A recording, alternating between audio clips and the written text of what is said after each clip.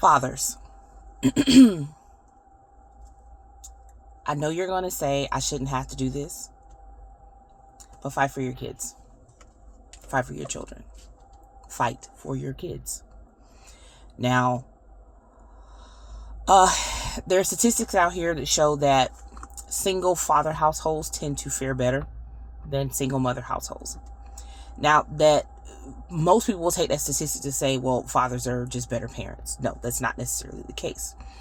Where that comes from is men are typically more socialized to address leadership and discipline. They're just socialized to do it.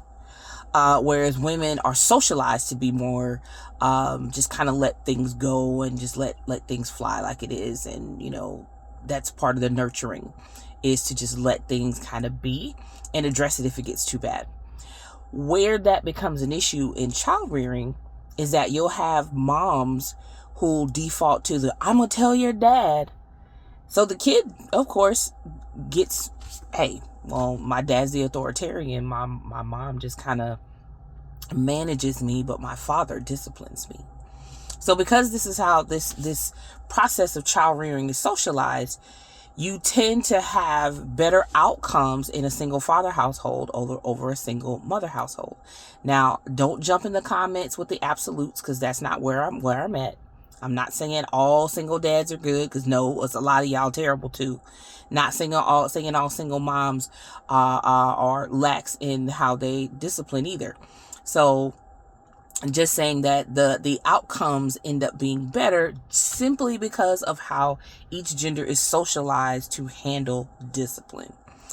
Now, why am I imploring fathers to go get your kids? Or just fight for your kids, period. You don't have to, don't have to be the custodial parent, but fight for your kids, period. Why? Because I'm a 43-year-old woman who found out 3 years ago that the man on my birth certificate, who I didn't have a relationship with anyway, and who passed in 2010, is not my dad. And at 43 years old, I still wish I had a dad. I look at a lot of these stars and even just people I know who their moms kept the children away from the dad. And the moment those kids turned 18, they gravitated to the dad, because kids know. They know sooner than they're able to do anything about it. But they are usually not able to do anything about it until they become adults. So dads, fight for your kids. They're waiting on you to fight for them, because they're at a point where they can't fight for themselves.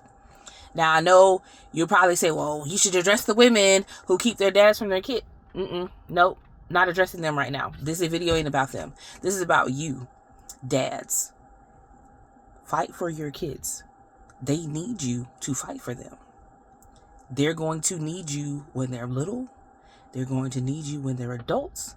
They're going to need you when they're a 43-year-old woman making YouTube videos. They're still going to need dad. Again, this ain't about mom. This whole conversation ain't about mom. It's about you. Fight for your kids, please.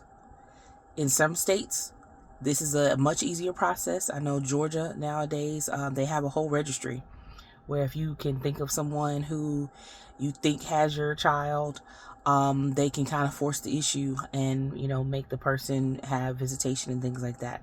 Some other states are not as friendly. But if you need help and resources, reach out. I'm sure I know people in different states who can assist with some father's rights things. Father's rights are important. Father's rights are necessary, because you, father, are necessary. Fight for your kids.